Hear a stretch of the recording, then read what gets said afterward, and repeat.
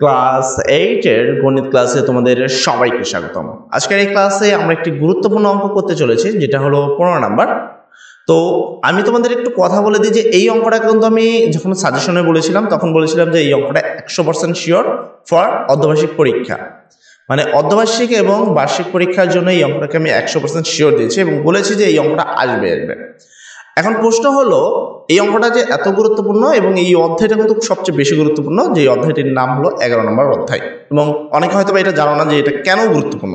একটু তোমাদের বলে দিই যে এই অধ্যায়টা যে অর্ধবার্ষিক পরীক্ষাতে পরিসংখ্যান থেকে বা এই ট্যালির অঙ্ক থেকে দুইটা অঙ্ক আসবে এবং তুমি এই দুইটাই কিন্তু অ্যান্সার করতে পারবা।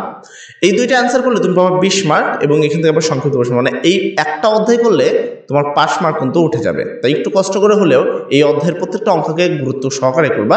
আবার অনেকে বললো ভাই আপনার প্লেলিস্ট খুঁজে পাই না, ভাই একটা ভিডিও পর আরেকটা ভিডিও পাই না। ভাই তুমি যদি খুঁজে না পাও ডেসক্রিপশনে দেখবো অবশ্যই লিঙ্ক রয়েছে, সেই জায়গা থেকে তুমি চাইলে দেখতে পারো। যাক, আমি মূল প্রশ্নতে আসি। তো বলা হয়েছে অষ্টম শ্রেণীর 30 জন শিক্ষার্থীর ইংরেজি বিষয়ে প্রাপ্ত নম্বর হলো এগুলো।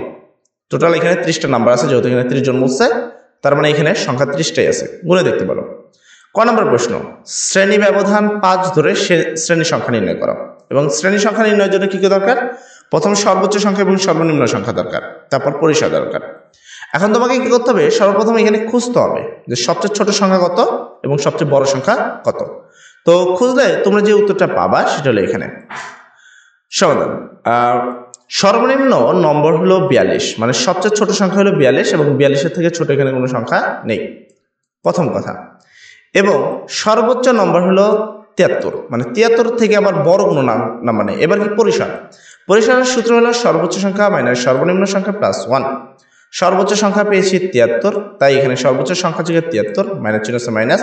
সর্বনিম্ন সংখ্যা হলো 42, তাই সর্বনিম্ন সংখ্যা যুগে 42 প্লাস 1।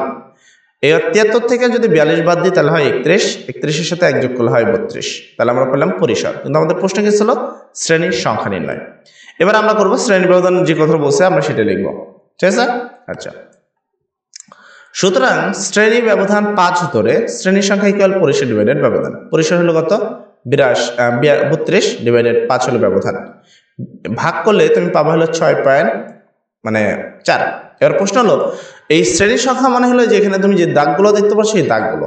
এখন কথা হলো 6.4টা তো দাগ দেওয়া সম্ভব হবে না কারো পক্ষে। আমি একটা দাগ ধরে এভাবে দিলাম, তাহলে 6টা দাগ কমপ্লিট করলাম। এরপর যখন একটা ছোট্ট দাগ দিব তখন এটা কিন্তু 7 নম্বর দাগ হয়ে যাবে। তাই কখনোই শ্রেণীর সংখ্যা পয়েন্ট হতে পারে না। এখানে 6 থেকে একটু বেশি আছে, তাই এখানে 7 নেওয়া হয়েছে, ঠিক আছে? যে 7টা দাগ হয়ে যাবে, 6 থেকে বেশি দাগ দিলে কত দাগ? 7 নম্বর দাগ হয়ে যাবে। তো অতএব শ্রেণীর সংখ্যা হবে 7টি, অতএব উত্তর হবে 7টি। এই গেল আমাদের মোটামুটি একটা প্রশ্নের উত্তর। তারপর আসে খ নম্বর প্রশ্ন, শ্রেণী ব্যবধান 5 ধরে গণসংখ্যার নিবেশন সারণী তৈরি করো।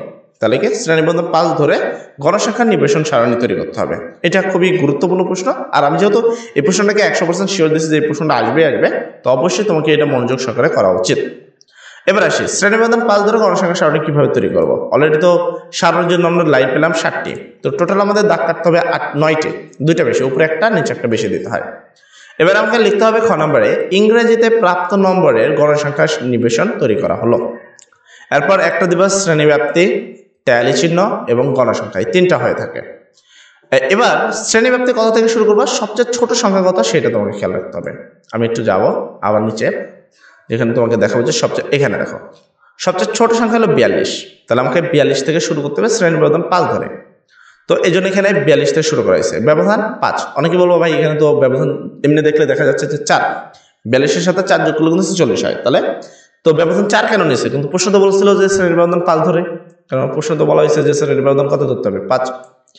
এবার অনেকে দেখো 42 থেকে তুমি হাতে গুলো 42, 43, 44, 45, 46, কত হলো? 5 ব্যবধান হলো, ব্যবধান হলো 5, তাই না? তো এটা তোমাকে বুঝতে হবে যে যখন কাউন্টিং করা হয় তখন এই 42 সহ কাউন্ট করা হয়, যার কারণে এর সাথে 5, মানে এই 5 যদি হাতে গুনি তাহলে 4 যোগ করলেই হয়ে যায়। তাহলে 42-এর সাথে 4 যোগ করলে 46, 46 পরবর্তী সংখ্যা হলো 47, 47-এর সাথে যদি আবার তুমি 4 যোগ করো 51, 51-এর পরবর্তী সংখ্যা 52, 52-এর সাথে আবার 4 যোগ করলে 56, 56-এর পরবর্তী সংখ্যা হলো 57, 57-এর সাথে আবার 4 যোগ করলে 61, 61-এর পরবর্তী সংখ্যা 62, 62-এর সাথে 4 যোগ করলে 66, 66-এর পরবর্তী সংখ্যা কত?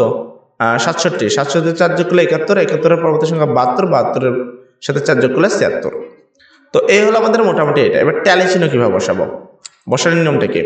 প্রথমে এখানে 45 এরকম একটা কাট দেবো, 45 কোশ্চেনের উপরে, অবশ্যই বইয়ে কাট দিও না, প্রশ্ন যখন দেবে প্রশ্নপত্র কাট দিও।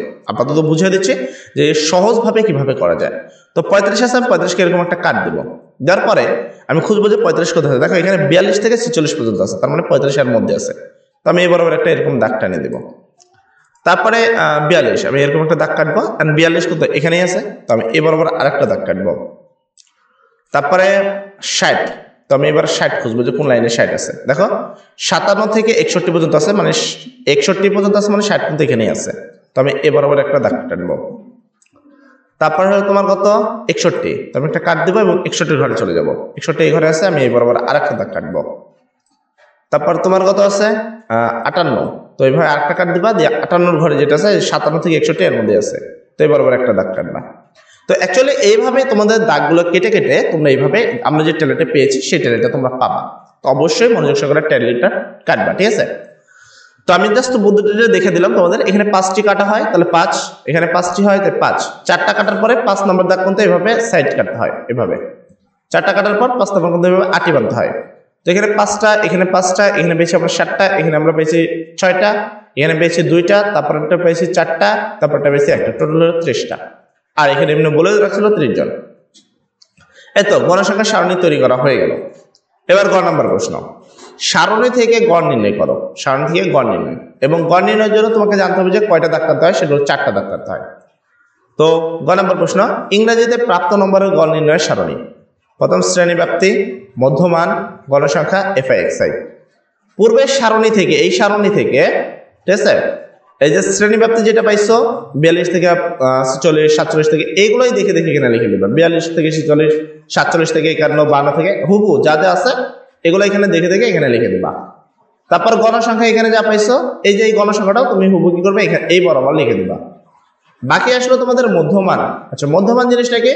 মধ্যমান মানে এটাকে আর এটাকে যোগ করবা, যোগ করার পরে হবে হলো 88, তাকে 2 দ্বারা ভাগ করলে পাবা 44। সেম ভাবে 47 আর 51কে যোগ করবা, যে ফলাফল আসবে তাকে 2 দ্বারা ভাগ করবা, এদেরকে যোগ করবা, যোগ করে 2 দ্বারা ভাগ করবা, যোগ করবা, 2 দ্বারা ভাগ করবা, বলে তোমরা এই মধ্যমানগুলো পাবা। এরপর হলো FI/XI, এই FI আর এই XI, এই 44কে এই 5 দ্বারা গুণ করবা, গুণ করলে যেটা আসবে এটা 200 এত। এবার এটাকে এটা দ্বারা গুণ করলে আসবে হলো তোমাদের 245, এটাকে 2 দ্বারা গুণ করলে পাবা হলো 376, এটাকে তোমার 6 দ্বারা গুণ করলে পাবা হলো 354, 64কে 2 দ্বারা গুণ করলে পাবা হলো 128, 69কে 4 দ্বারা গুণ করলে পাবা হলো 276, 74কে 1 দ্বারা গুণ করলে পাবা 74। এরপর করবা হলো যোগ, এরপর কি করবা, যোগ। সামেশন FI/XI ইকুয়াল, এগুলো সব যোগ করবা ক্যালকুলেটর দিয়া। 220 যোগ 245 যোগ 200, এটা যোগ এটা যোগ এটা, এটা এভাবে সব যোগ করবা, যোগ করলে পাবা 1675। আর গণসংখ্যা সব যোগ করলে 30 পাবা, কারণ প্রশ্ন বলাই ছিল। এবার তোমাদের করতে হবে গড় নির্ণয়। এবার লিখবা, আমরা জানি গড় সমান 1/n সামেশন FI/XI। 1 আছে 1, n এর মান পেয়েছে হয়েছে 30, তাই n এর মান এখানে 30, কোনো কিছু নাই, তাই গুণন। সামেশন FI/XI এর মান হলো 1675, এই যে 1675। এবার এই 1675কে 30 দ্বারা ভাগ দিবা, দিলে পাবা 55.83 প্রায়। অতএব নির্ণয় গড় 55.83 প্রায়, অতএব উত্তর হবে 55.83 প্রায়। তো এই হলো তোমাদের মোটামুটি সম্পূর্ণ প্রশ্নের উত্তর। আমি আগেও বললাম যে এই প্রশ্নটা সবই গুরুত্বপূর্ণ। যাই হোক, আজকের ক্লাসে এতটুকুই। সবাই ভালো থাকো, সবার জন্য দোয়া করি। আসসালামু আলাইকুম।